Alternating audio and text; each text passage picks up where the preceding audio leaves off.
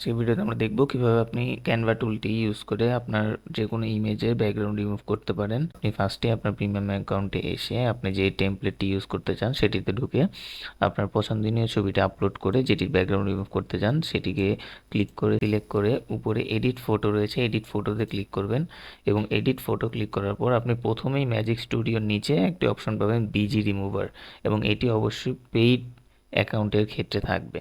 So আপনি যখনই busy রিমুভারে click করবেন সেই ক্ষেত্রে আপনি দেখবেন যে ব্যাকগ্রাউন্ডটি কিন্তু রিমুভ হয়ে গিয়েছে। আমাদের ব্যাকগ্রাউন্ডটি ছিল হোয়াইট, এখন বর্তমানে ব্যাকগ্রাউন্ডটি টোটালি রিমুভ হয়ে গিয়েছে এবং দেখতে পাচ্ছেন সাইডে কোনো ধরনের কোনো হোয়াইট ব্যাকগ্রাউন্ডের কোনো স্পট নেই। সো ফুললি প্রপার ওয়েতে আমাদের ব্যাকগ্রাউন্ড কিন্তু রিমুভ হয়ে গিয়েছে। সো আপনি এভাবে ক্যানভা ইউজ করে আপনার যে কোনো ছবির ব্যাকগ্রাউন্ড রিমুভ করতে পারেন। সো আপনি যদি চান ক্যানভা থেকে আপনার যে কোনো ছবির ব্যাকগ্রাউন্ড রিমুভ করে আপনার ডিজাইনে ইউজ করতে, সেই ক্ষেত্রে আপনার অবশ্যই ক্যানভার প্রিমিয়াম অ্যাকাউন্টটি প্রয়োজন পড়বে। ক্যানভার ফ্রি অ্যাকাউন্টে আপনি এই ফিচারটি পাবেন না।